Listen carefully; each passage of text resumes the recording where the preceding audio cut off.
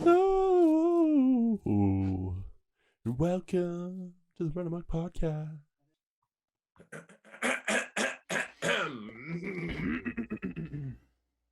Hello, and welcome back to the Run Amok Podcast, home to the best Bachelorette recaps on this side of Indian Wells. As always, I'm your host, David Stalton. I'm joined alongside me by my loyal compadre, producer Gary, to break down the latest drama from our favorite franchise. Yes, Gary, sir. my man, good to have you back. Good to be back. What can I say? We were just talking off pod. I think one of our favorite episodes of The Bachelorette in a little while. Feels like we are right back to our roots. We'll get into that in a sec. First things first, couple things to address. We keep teasing to any new listeners this season. We keep teasing this elusive third member of our podcast family, Carson Cooper, a fan favorite. People always have a lot of feedback for Coop. That almost always good. They love his takes. Great guy. Yeah. His attendance has not been spectacular. I might even say it couldn't be worse. I think Michelle on his report card would be giving him a needs improvement. Yeah. Well, quite the dated reference here. He's kind of becoming intern Darren from way a little bit, yes. He's kind of that mythical figure. Our intern on the podcast that no one's ever seen. Coop is starting to become that figure. Now, let me explain just briefly. Carson Cooper, he's teaching the youth, much like Michelle, he's teaching the youth of tomorrow. He just got placed in a new school. Very exciting for him. Congratulations. He might be popping in this season, but a little more absent than normally. That's okay. We were just talking before the pod, Gary. Mm-hmm. We started recapping Pilot Pete's season, just me and you, what feels like way back in pre-pandemic days. And so we're just right back to our roots, baby. We're just back in the groove. We'll take Carson whenever he has the time. We might be having some guest hosts later this season, perhaps from within Bachelor Nation, perhaps some podcasters from other big networks. Stay tuned. We also have a very exciting interview brewing with two members of Bachelor Nation, some friends of the podcast. So guys, stay tuned for all that. Before we get going, some quick little housekeeping. We got to get the rakes out, get the brooms out, rate, review, subscribe to the podcast. If you're watching this, the views keep going up. We appreciate that. Just hit that subscribe button. Helps us out a ton. Again, that's just your way. You can put a little money in the tip jar. Yeah. Other than that, Gary, let's get to a little bit of listener mail before we dive into this awesome episode. You ready? Absolutely. Let's hear it. All right. We've been getting great stuff every week. We appreciate it. Keep throwing down your thoughts in the comment section. As always, we want to hear where you disagree with us. People are I love our listeners and how they disagree with us. We get helpful info every time we're wrong. We get references to other pods, to other books, to all sorts of stuff. So keep throwing that feedback down below and helping us out. I gotta give a quick little shout out to Ruth O'Hara. We see her; she's kind of a long-time consumer of the pod content, and she dropped down a little bit of a hot take. A lot of people are all in on Joe now. Yeah, right. I feel like people have been converted to Joe. She's myself included. Yeah, that's fair. I've been converted. That basketball date. What can you do? Like, it was something ripped right out of a Disney movie. Yeah. I couldn't. The man was playing the role of a Zac Efron, fulfilling every teenager's dream, playing for his girl's heart. Couldn't help but fall in love with him. Well, I respect her opinion though. Ruth. Like, not Ruth. She's firm on her stance, and I love it. Like, yeah. Well, I like to keep receipts from people because I like to be like, okay, this person called it week 1 or week 2 or week 3, and I'm about to do that with SH. Again, some people aren't throwing down their names in their YouTube usernames. That's fine. We're just throwing out what we got. SH called Jamie being a scumbag quite early. Yeah. And oh boy, that investment is paying dividends this week because yikes. And I don't know, you're not that active on the Bachelor Nation like social media side of things, are you, Gary? You're more just a consumer of the show. I see things in passing a lot of the time. Yeah. But like what? Usually way after the episode's aired. So I want to check out Jamie's profile today, just because I'm always interested. How are people like? How are they dealing with the mass amounts of hate they're getting? I did that with Piper in that situation. Like that was crazy. But too electric to ignor. And this to me really roped me in. And predictably, he's playing the guilt trip. He's like, Mm. look, he's getting some absolutely horrible messages Oh, I'm about sure. his mom. I don't that, even want to see his DMs. No, Man. Oh my though, God. like, but also, like, you're still did a shitty thing. Yeah. You know what I mean? Yeah. People can go way too far with their feedback. That doesn't make them right. Bro, it also doesn't make you right. Though. Yeah, exactly. yeah. Like, of course, there's crazy people on the internet. Yeah. You can also be a shitty guy, right? Just good. So, yeah, go check out his profile if you want to see him try to backpedal. But oh boy, that guy. We got a lot of backpedaling on the episode itself, so we're gonna have to. Oh, but well, I don't even know if you can call that backpedaling. It's not even. It's just like wading, you know, in water, like treading water. You pedal backwards on a bike, and it's not going anywhere. Like eventually, you're just gonna tip over. Yes, yeah. We just saw him tip over immediately. Yeah. Like, oh man, we will get to it. We will get to that confrontation with Nate at the cocktail party. That injected years into my life. But let's start at the beginning. We kick it off with a Top Gun group date. One of the more I'd say egregious plugs for like a product or a movie or event that we've ever gotten. I looked it up. This movie isn't coming out for like 9 months. Yeah, like what? They made it seem like it was coming out in a week. Everybody rushed to the theaters, see Top Gun. Go see Top Gun in 2024 when it comes out. But that being said, we had a couple of the actors come out. We are doing some G-force simulations. Mm-hmm. Cool. I mean, I didn't hate the date. What'd you think of we'll get into the details and the social dynamics of it. What'd you think of the date itself? The idea itself, kind of weak. Do you think they paid Peter to be that excited? Do you think he was paid off? Or do you think he was genuinely excited about it being Top Gun? Dude, it seemed like a little too over the top. Like, I don't care how big of a fan of Top Gun you are. I don't think you're that excited. Well, we want to talk about over the top reactions. Chris G. Oh, Chris G. Yeah, that was. See, I think the they just snaps. every group date that's like themed around like a celebrity or like a show or a movie or whatever. I think celebrity is a very generous term for a spoken word yes. poet, but I appreciate that. I'm but sure I people in the think space will. They want to get one designated person to be like just super excited about it for no reason. Like I think we'll get there. I straight up have never seen someone more excited for someone in a date than Chris G was for that. If it's genuine, I respect it. Like, hey, more power to him. But also imagine that, like, that's your space. I imagine there aren't a ton of spoken word superstars. Maybe I'm wrong. Correct me if I'm wrong. Don't mean to disrespect the community, but this is your thing. Pretty niche area to be interested in, and they happen to bring out just the LeBron James of spoken word. Yeah. Well, you're gonna get hyped, right? And then I love how they also showed legit 5 seconds of the spoken word. It was probably by far the best one. It's like, but Chris, like, you're not raking in the viewers. Anyways, let's go back. Top Gun date. We'll start off there. What a shame too. Carson literally dressed up as Maverick from Top Gun for Halloween. Yeah. He said he could have worn his costume. What could have been so good. It would have been so good. Clayton, so we do a push-up challenge. We don't see the end, but I think we can assume he won by at least a 5-minute margin. Oh yeah. We were talking pre-pod. He's massive. Like, he's massive. He's simply an enormous guy. Maybe that's a hindrance in a push-up challenge. Being so large. It's a great point. It's a lot of weight to bring back. It's like that Office quote where Stanley's doing the push-ups and Michael goes, "Well, it's not exactly fair. He's got all that weight helping him get down." Like, that was probably Peter's excuse for why Clayton beat him. But then we see Clayton just levels Nate, who's one of the bigger guys on this show.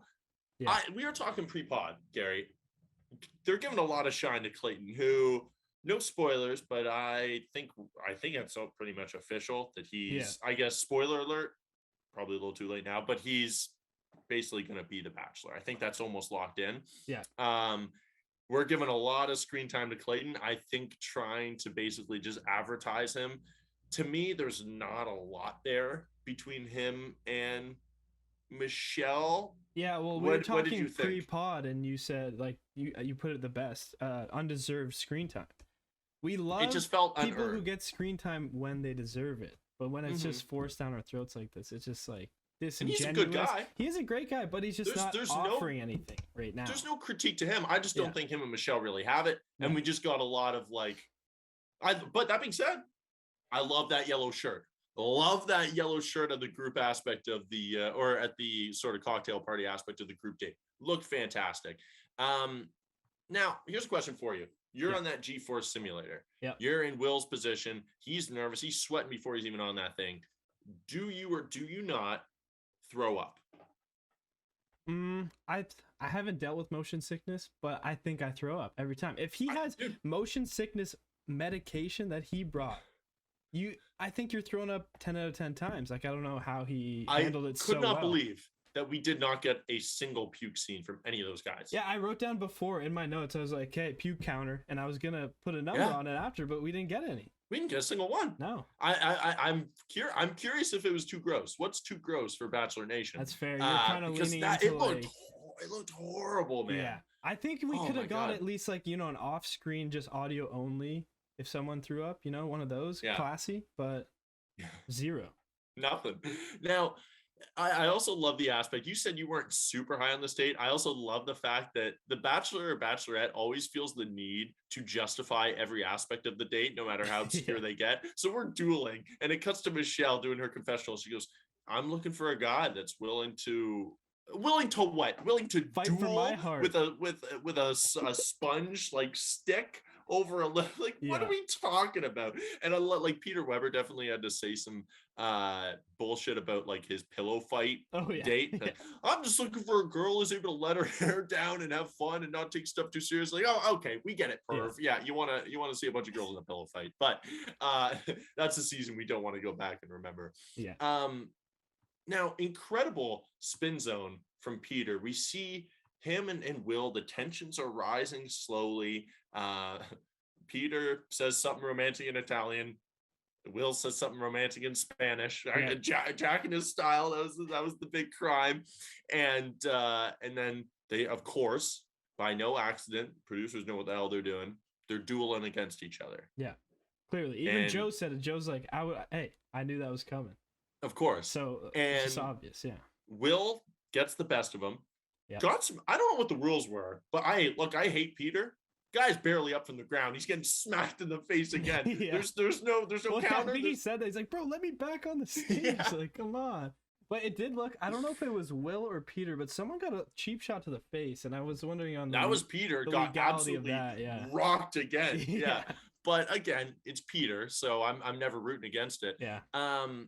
But that being said, I just love the spin zone. He goes, I don't need to knock anyone down metaphorically or physically in order to feel good about myself. It's like, bro, you lost the date.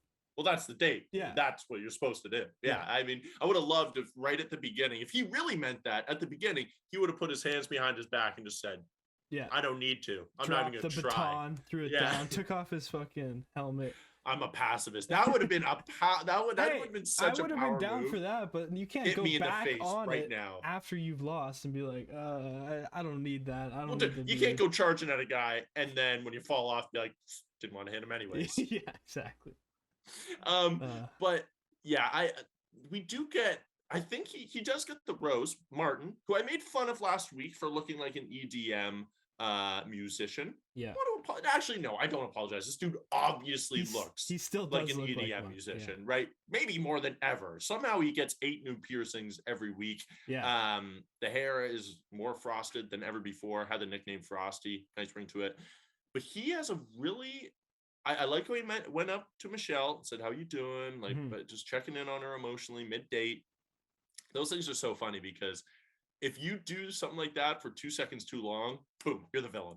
Like, it's you're almost the villain almost right away. You can snake your way out of it, and he was respectful about it. He didn't take up too much time, but immediately you could feel the energy. Immediately, everyone's like, "Bro, what's this guy doing? Trying so hard?" Like, okay, come on. People are so ready to jump on, but I think he is a really, really mature, good dude. I am a big fan. Agreed.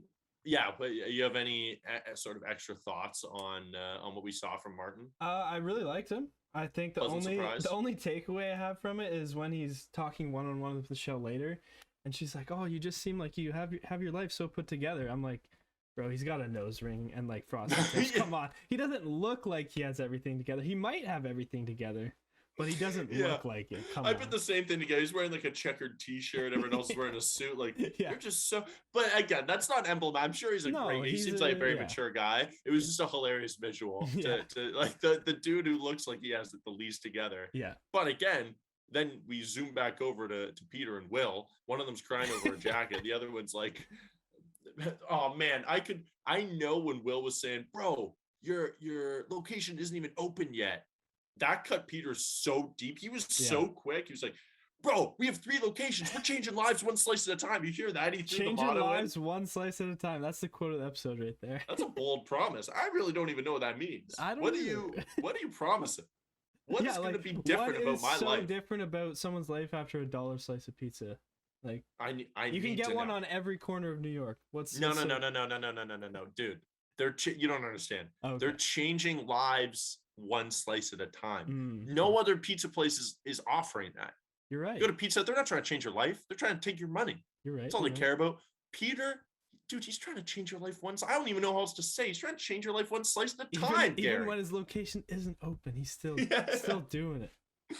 I do have a great note here, and this is why people come to this podcast, is because I take really nuanced notes. The one I've only watched a couple episodes with Carson. Every time he watches me take notes, he bursts out laughing. Oh yeah. All I wrote down was Peter's such a douchebag, which is true, but it's not untrue. You're not wrong, but like, what are you referencing specifically? Well, the whole episode. That's the whole point of the note. Is now we get to dive in. It's that's what we in the business call a segue. I do love the group dates because they're great. I know some people are like, oh, what are we getting from a group date? We don't get enough one-on-one time, but I love it because it's the best opportunity to find out who the assholes are. Yeah. Right. We always see the intergroup dynamic, and we also see who's willing to stand up in those group settings as well. So we obviously see Peter. He goes and throws Will's jacket in the pool. And we also, Nate had a great episode. He had a solid reaction after he realized how much it affected Will. Mm-hmm. But my big shout is to Clayton. We gave him a little bit of hate, but a true like upstander, kind of a corny term. But what were your thoughts? What are your thoughts on the jacket situation? Peter, obviously, the jacket that Will wins in the date, it means a lot to him. It's a beautiful jacket in itself. And he's talking about it's more than a jacket. That was the big quote. Yeah. And I suppose I do get that. Will has a big reaction though. I think that to me is just like Peter is so infuriating. Mm-hmm. And we do get the electric quote that I love that you said wouldn't be related to the jacket. I didn't think of what? I didn't think someone could and I get it. Jacket in the pool. I get why you thought that, but as soon as I watched it, I was like, holy shit. Yeah. It is the jacket. It's always been the jacket. Yeah. And you just got Will in the other room. That guy's really pushing my buttons, man. Which is I want that on a t-shirt. Yeah. But what were your thoughts on Will's reaction? Kind of took me off guard. I think it was just angry tears, just pure anger. Yeah. So Peter's decision to throw it in the pool, shitty. We can all agree on that. Whack. Stupid move. Whack. Will's reaction, also kind of whack. I don't know. Look, man. Listen, so I understand there's more to it than it's not the jacket, it's the like everything else behind the jacket. Yeah. But like, come on, man. I was a little surprised at the tears. Yeah. And I was like, do I want to? Because I'm not saying that dudes shouldn't cry. That's not what we're saying. No, I'm not saying that either. Not at all. Over but if a girl was crying, it'd be the same reaction of like, over a jacket in the pool? Yeah. It's the same kind of thing. But that being said, I think that Peter is just so infuriating. Like I feel like he would just honestly push my buttons. He would get under my skin like crazy. Yeah. But I want to give a shout out to Will, who doesn't bring it up to Michelle, which I think he let it go. Like I thought it was shocking. Know what I think I would have done? And I think this is kind of a power move too, but it is creating a bit of drama. Yeah. I would have gotten it out of the pool before Michelle got back and put it on and worn it sopping wet and just sat there, and she'd be like, what happened? And so she brings it up. I wouldn't say anything. And if she didn't say anything, I would just wear it sopping wet, like let my shirt underneath get soaked. And she's going to ask and be like, oh yeah, I mean, Peter thought it'd be funny to throw it in the pool. Well, do you know what I thought might happen is she comes back and she's like, whoa, where's the jacket or whatever? Because he came in wearing it. I don't know if she saw that. I thought she was going to say that too. I thought she was going to acknowledge it though, and she didn't. So Yeah. But I mean, she's got so much going on. Like, I Yeah, do that's get a it. lot But going on. that's what I did think was going to happen. But I appreciate that from Will. Not everything has to be Yeah. brought up. He was clearly upset about it. But I mean, it was such a, and I was also glad that, look, a spoiler alert for the episode we're recapping. Peter goes home, Yeah. and it's just like, we don't need, this is not drama that needs to be pushed over to next week. And this is what we've talked about before. I love drama that just ends when it should. It was a fun sort of saga between Peter and Will, and now I'm done with it. Let's move on. That's why I'm watching, man. I want to see more than one I want to see thing of chapters. drama. Yeah, I want to see drama, resolution, drama, resolution, drama. It's got to be new. It's got to be fresh every week. Yes. Yeah. Yes. Absolutely. I could not agree more. That, like, hey, Matt James' season, Victoria. You stuck around too long. I needed like 3 episodes of Victoria, 2 episodes of Victoria, not 5 episodes on like figuring out if Victoria is the worst. We knew from episode 1, and we kept getting it shoved down our throats. We knew Peter was the worst. Week 3, peace. See you later, my man. Yeah. Let's move on to Rodney's one-on-one. Oh man, give me your thoughts on Rodney. Hit me, open forum. Thoughts on Rodney. At first, honestly, coming into the episode, I was kind of with the house on this one. I was like, friend zone, not really showing too much. Kind of a nothing guy, kind of, gonna go home, maybe if not this episode, maybe next episode. Yeah. But I think this date kind of changed my mind completely. Like I think I'm team Rodney now. Like he killed it. He had those like conversations that they needed to have, and even Michelle, a serious guy. Michelle even said it herself. He broke out of the friend zone. I didn't love that quote. I didn't love that quote either, because the fact that she even acknowledged that he was in the friend zone is... And she goes, he made it from the friendship to the relationship zone. But before that, right before that, she goes, he keeps chipping away at the friend zone. Yeah. That to me isn't like, oh, first date nailed it. But I totally agree. I think not as a partner for Michelle, but I think I liked him a lot in the earlier episodes. Like, he was really funny, charismatic, just seemed like a great dude. The whole Apple bit is still hilarious. Michelle hits him with the joke about mixing up pizza and lasagna. Love that. They have a really fun rapport. But where's that line though, right? Like, there's a friendship rapport and there's like a relationship rapport. So like, I don't know. I hate to be a jerk. I can't wait to see him on Bachelor in Paradise. Like, I think he's going to be awesome on Paradise. He's going to go pretty far this season. Yeah. He's not winning. Sorry. Like, I'll just bet my life on it. He's not winning this season. So, yeah, we'll see. But I was very happy because we're able to say that. But I don't want anyone else saying that. Malik, bye. Of course. Thank God. Look, I'm sure he's a good enough guy. He didn't seem like a jerk, but I was very happy that Malik went home before King Rodney. Yeah. I gotta say though, tough date, shitty date. Like, in terms of what he got, like, what are we doing? He killed it with what he was given. He crushed it. Which is insane to me, because it was such a shitty concept. These friend zone dates, like it's like the guys who are in the friend zone get the most friend zoniest date ever. If Nate got picked for that date, there's no way that's what they're doing. No way. No chance. It's like when Matt took Katie on a prank date. Yeah. Like, with Tyler what do you Cameron. want me to do with this? How am I supposed to get out of the friend zone right now? Yeah. Like, yeah. Hey, I need to see if so-and-so can get out of this friendship realm and into a more romantic state. So we're going to watch a sports game with 30 of my friends at the pub, and she's going to sit at the other end of the bar. Yeah, it just didn't seem conducive for Rodney's success, but he is a great, great dude. Like you said, we had some real conversations too. Liked it a lot. Now, unfortunately, I got to put my lab coat on, stethoscope. Kiss Doctor's back in session. Doctor. Not that bad. It wasn't bad. It wasn't a bad kiss. Little aggressive, actually though. Thinking about this because we did get a lot of smooches this episode, so I want to know your opinions on later smooches. But gotcha. I'll agree with you. Not bad. I'll be ready. It wasn't bad. A little tad aggressive. I could see her pulling back a little bit. He was pushing forward. It wasn't that 50-50 give and take that you want in an ideal makeout. However, Rodney, overall, 2 thumbs up. 2 thumbs up on the date. You did well. I'm very, very excited to see. And that's more the scale, by the way. 2 thumbs up or horrible. There's two ways it can go. Yeah, that's it. Really, Yeah. That's it. It's either good enough You know what? He gets 1 thumb up. Okay. 2 That's is fair. like a Nate 2 is kiss. like you nailed it. Nate is the definition of 2 thumbs up. Rodney, you get one solid thumb. Yeah. 1 solid thumb. Now let's go on our poetry group date. First of all, every time Michelle addresses, thank God I don't have to see Jamie's eyebrows anymore, because every time Michelle addresses the group, he's always in the back going, Yeah. bro, let those caterpillars rest for a little bit. Dude, he's like a worse Chill version of what was his name? Now I can't think of it. Eyebrows Carl? guy from No, last season or Katie's season. Oh, from Katie's an eyebrows guy. oh, he made it so man. far. He made it top 3, but he shouldn't have been there.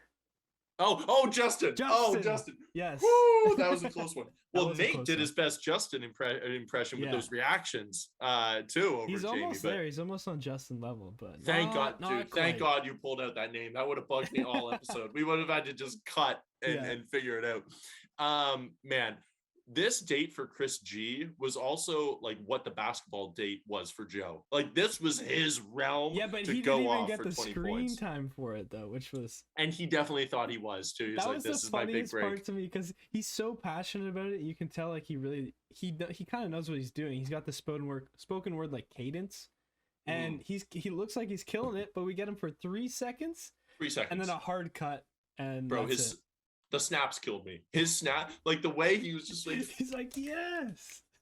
And dude, have you seen those YouTube videos or maybe like videos on Instagram? I'm sure, I'm not on TikTok, I'm sure they're all over TikTok, of grooms reacting to their brides walking down the aisle. Yeah.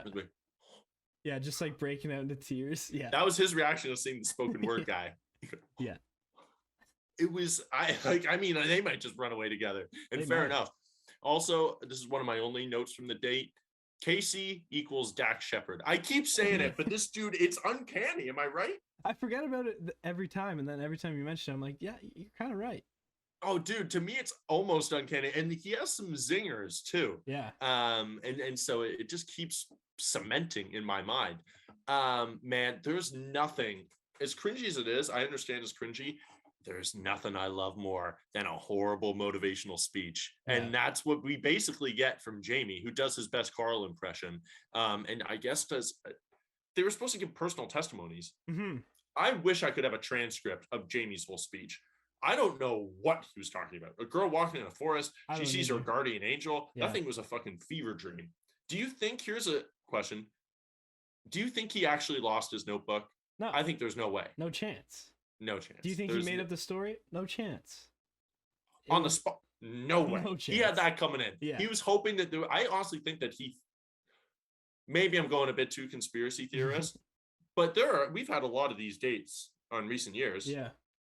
I wouldn't be shocked if he came in with like, okay, if there's a spoken thing, I have this motivational story ready to roll. And I'm just going to use it no matter what the date is in front of a microphone. It could have been a fucking stand-up set and you would have gone, oh, I lost my notebook, so I'm going to tell you about someone, their guardian angel instead. It's not going to be funny. The guys were all over it. They basically, again, they're ready to rip someone's throat out. This is before they knew Jamie was a snake and they were ripping him apart. Yeah.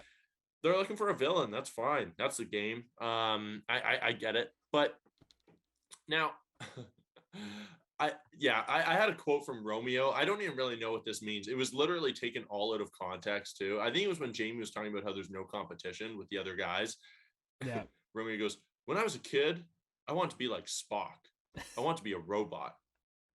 Like, dude, and that's why you're almost going home. Is he's a mathematician and he speaks like a mathematician. I think he was the guy, I think on day one he came in and when they introduced when they met for the first time, I think he spoke a different language. I think he said he did. So he went from that to just being literally Spock, and it's like he's not sexy enough to have the name Romeo. No, not say you can't have the name Romeo and then say your hero was Spock. Yeah, a literal and this is fine, but the most asexual being of all time, the least sexy guy ever. Your name's Romeo. You speak another language. This guy got given pocket aces, and he's just going in a little minimum bet every hand.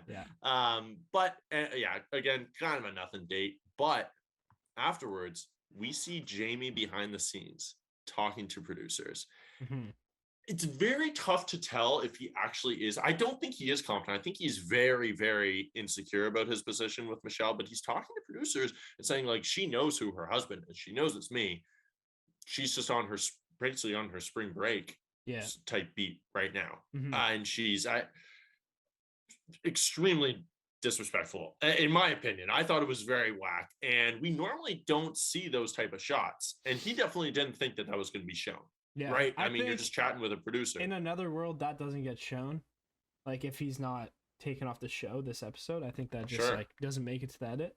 But yeah, like what are you on? Like, well, just what a dick. Yeah, you can tell he has a small or like a large ego, and it's just been bruised clearly, like by something. Yeah. Well, I mean, when Nate says, I love this. Nate's the man, dude. I am legit. Like, we'll get to him. Are you talking about when he's like, oh, you're just afraid of Joe or whatever? Like, well, he just asked him so are you threatened by Joe? Yeah.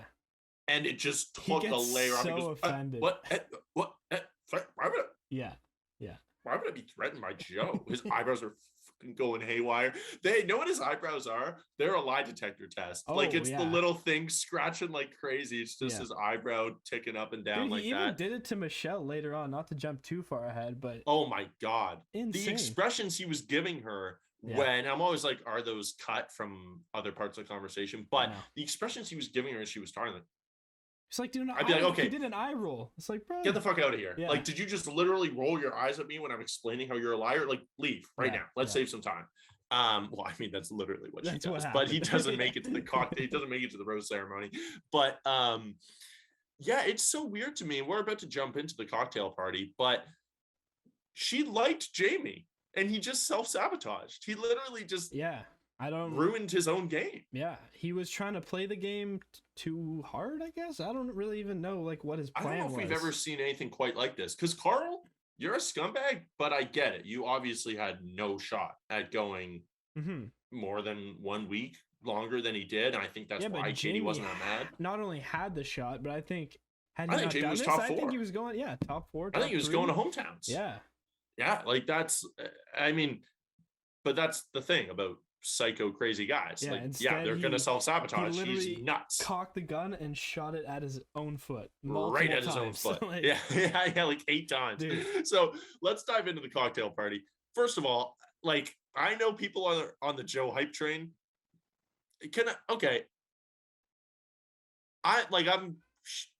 She's in love with Nate, in my opinion. Like, really? I think that's my prediction. I think so too. Like, who do you think she's gonna? There.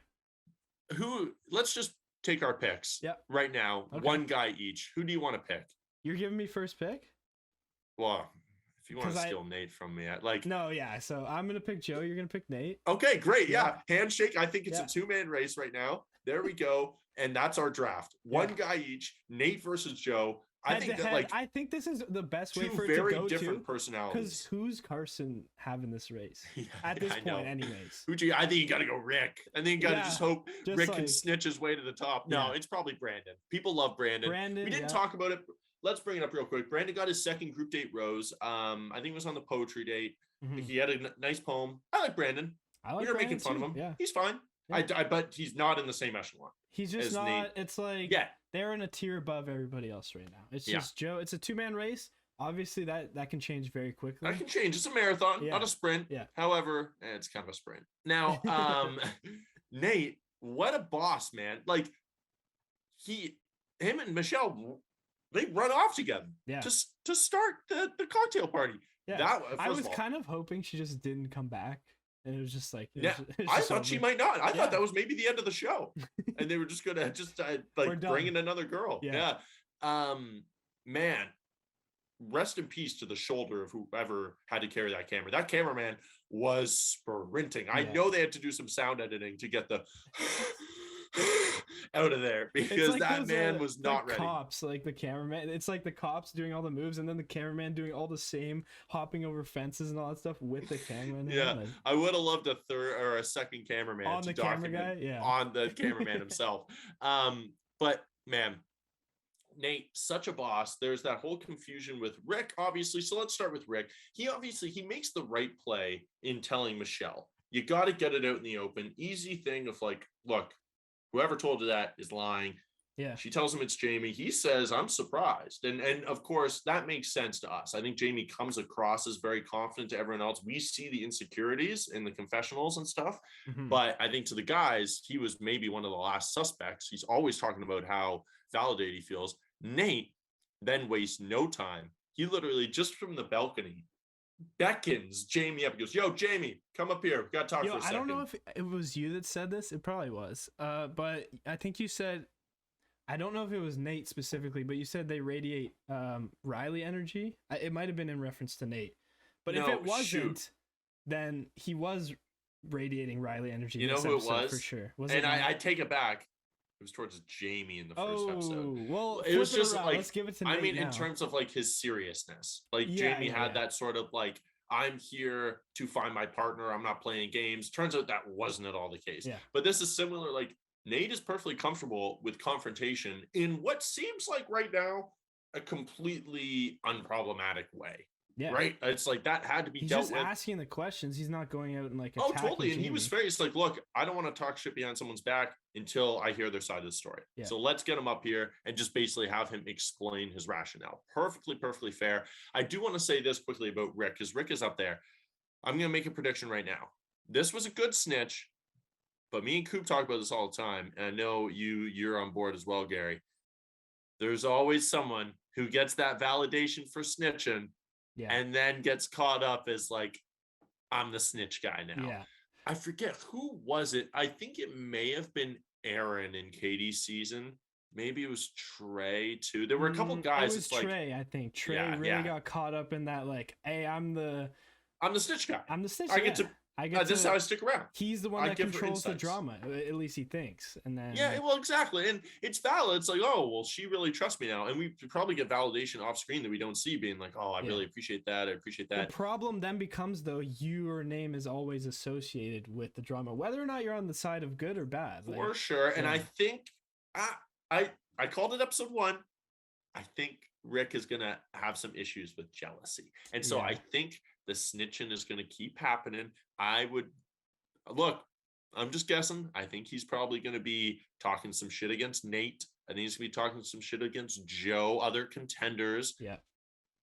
Whatever. Maybe I'm wrong, but I just think once you get a taste of that, oh, thank you for giving me that information. Yeah. You're like, man, this is the easiest recipe to make it to next week. Yeah. But now Jamie trying to lie to the guys is fantastic, though. Nate basically asked what happened. Yeah. Most basic question. What are you talking about? Yeah. And Jamie goes, well, he sat and thought about it for about 30 seconds. It felt like it was so long. Eternity, man. Yeah. It felt so long. Yeah. Oh my God. And then he starts going about like, oh, I was just worried about how it would look. Like, he starts being really condescending to the guys. He goes, oh, you don't understand. You don't understand. You don't get where I'm coming from. Like, I had to think how it would look about to the viewers. And he's like, what? He goes, when the episode airs and the viewers, he goes, bro, what are we talking about? Viewers and episode. It's like I'm pretty sure it's 101, but he's just failing at every level. Yes. Of it. Like, and I think it's a tick, like a nervous thing or whatever. But Nate's hand kept going like that. I was like, oh, he's going to punch me in the fucking face. And then I realized, no, I think it's just a nervous thing. Yeah. Oh. Yeah. But man, it's such a weird way to frame it. Like, why in the moment are you even in the mental space to frame it as a show if you're pursuing this person, getting to know them? Yeah. Little too calculated, my guy. Way too calculated. I love when he's talking in the confessional too. I have a huge dude crush on Nate. I'll be honest. It's clear. Love the guy. Yeah. I think it's been very clear. But yeah, I love when he's talking in the confessional. He tries to explain what Jamie was explaining. He goes, yeah, Jamie's saying, I don't know. He just sucks. Like that was the whole goal. He goes, Jamie's, I don't know. He just sucks. And it's like, my thoughts exactly, my man. I don't know what he was talking about. Like, oh, it built a character. Dude, what the fuck are you talking about? I legit have no idea what his point was. I understand it's a television show, but it's not supposed to be a television show to you. Yeah. I almost felt bad for Jamie a little bit because it just has to suck to have to defend your character while being dressed like the Joker. He's rocking the freaking purple shirt and black tie. my guy. Tough look. Sometimes I'll like, who packed these guys' suitcases? Who has told you that it looks sexy to look like a waiter or a maitre d' at Halloween Town? Like, what is this? What is this outfit? Purple with a black tie. You gotta stand out, man. You gotta do everything. Yeah, stand out like you're the fucking Riddler trying to take over Gotham City. It was one of the worst outfits I've seen in a long time. Yeah. Now let's jump into the rose ceremony. Chris G and Chris S making it through to next week. Okay, Chris G, I know who he is. When she said, because I literally had this thought, I was like, Chris G, that must mean there's another Chris, because you never call someone Chris G if there's not a Chris S. No. But then she says Chris S and calls him up with the rose, and I'm like, who is this guy? Have we seen him on screen? So I actually said in the opening episode, I was like, I kind of don't mind Chris S's vibe.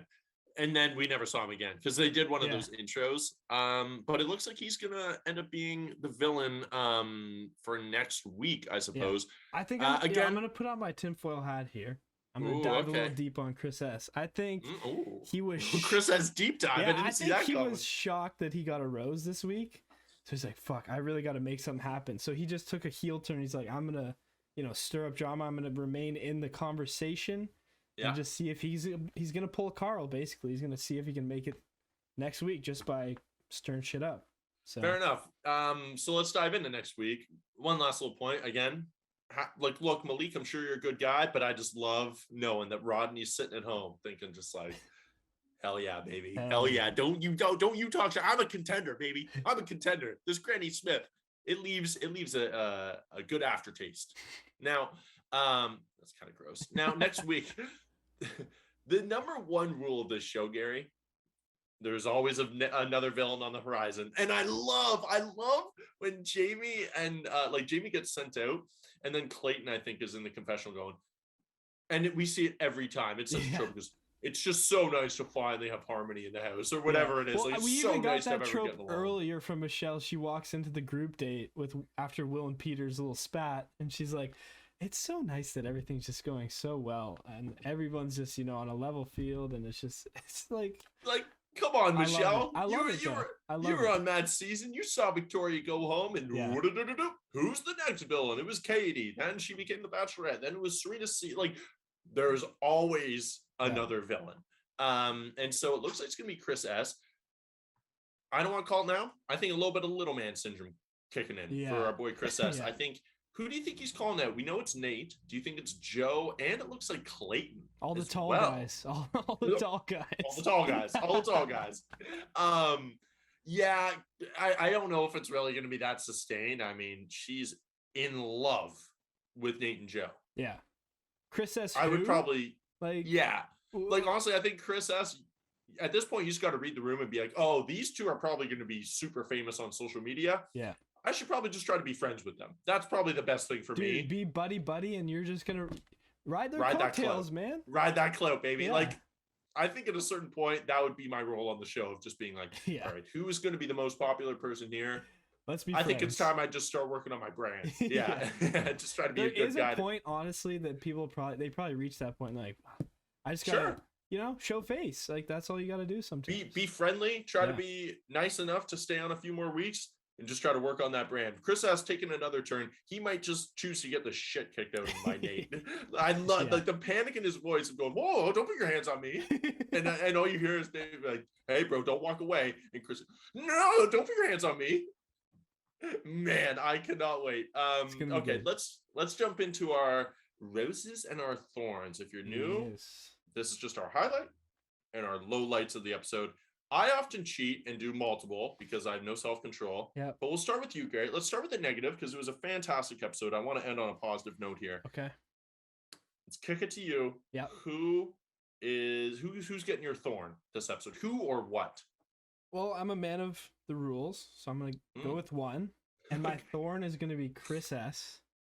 Just cause where have you been this whole time?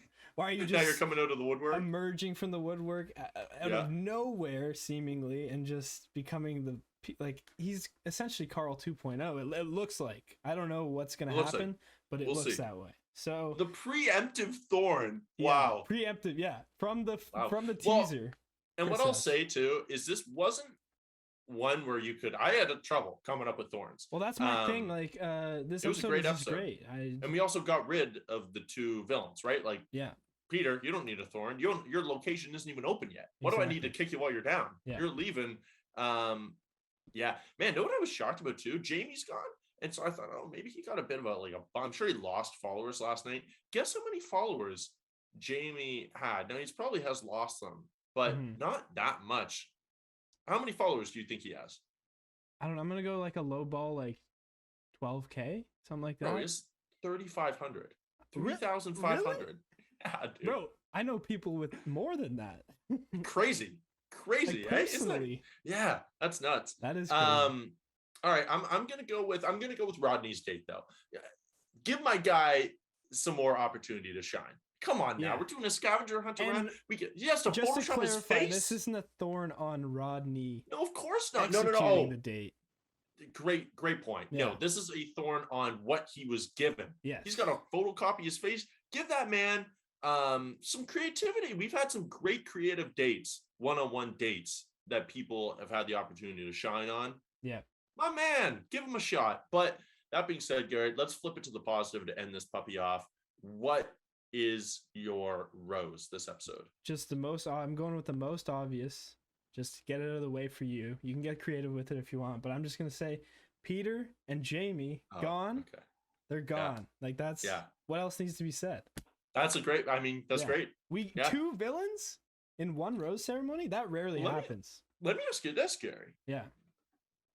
Is Michelle more no nonsense than Katie? She might be at this point. Because she was built Katie was billed as like, oh, she's gonna be laying down the hammer. Blah, blah, blah. Even we said that. We were congratulating her week after week. Good job. She did a good job. But Michelle more so. Hey, Ryan, you're not even making it through. Remember that dude? Got cut off immediately. Yeah. Then who was it? Someone else got sent home right away for drama. I feel like last week. I could be wrong. But now Peter and Jamie. Yeah. But anyways, we're getting nonsense. rid of no nonsense right away. I think she is impeccable. I think Chris S is gone next week. He has to. Yeah, I think Chris S was gone next week either way. I don't. Regardless if he did anything or not. Yeah. Yeah. But yes, I think you're right. I think we're just going to be moving on to the next victims. Now, I'll give 2 roses. I'm going to cheat. Just a quick one to Rodney, because he was not given a lot of tools, but he did a fantastic job. Yep. But I got to go with the man I just drafted, Nate. I like it. I fucking love this guy. Yeah. I am all in on Nate. For 3 reasons. His reactions were incredible. Obviously those were getting memed all over the place last night. And yes, I like a 50-year-old man just said the word meme, but they were all over the place. He bodies Jamie. Yeah. Fantastic energy. And then running off with Michelle, that was incredible. She like when she was like, "Oh, I'm legit." He didn't even float out the idea. He was just like, "Oh, I fantasize about running off with you all the time." She goes, "Let's do it right now." Her shoes were already off. Yeah, he didn't even know what was happening. He goes, "Oh, are you serious about this?" Like, he pulled her first, and she was sprinting away. She was like taking off her shoes, and obviously it's not an easy process to take off like heels like that. You got to undo all the straps and all that.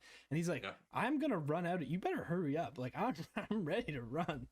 Dude, I love them. I love them too. I guess shout out to Joe. I feel like I love them less than you because I drafted Joe, but I like Joe. But the reason think Nate might take it is like I think she had an idea built up for Joe that's almost impossible. Like if she's known about him since like 2011, very tough to live up to those expectations. Now with Nate, there are no expectations. This is just exactly like you're living the reality, right? Yeah. So I don't know. But again, who knows? They 2 very different guys too. Super different. Joe has that very quiet confidence. Nate, similar energy in terms of like not being worried, but 2 very different guys. So I'm fascinated to see how it'll work out. Guys, thank you so much for tuning in for this. One hell of an episode. Yeah. Maybe we'll rope back. The exciting thing is you never know when our new listeners will get to meet Coop. So stay tuned. You might see a third face in here, or some special guests coming on to help us recap or the later in third the season. option, hopefully this isn't the case. Maybe it's just us two. Maybe it's just hey, what do you mean hopefully this isn't the case? Well, I'm having a great.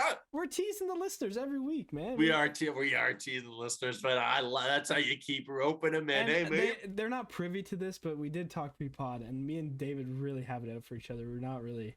We don't like each other very it's much. getting ugly behind the scenes. These smiles disappear the moment the recording stops. So we need another host just to so and so. I almost dropped the name.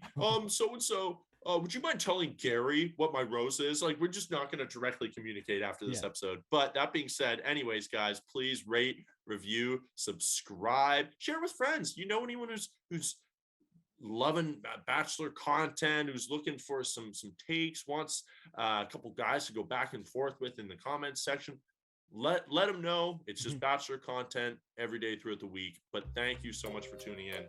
We'll see you next week to view Chris S's utter demise. Yeah.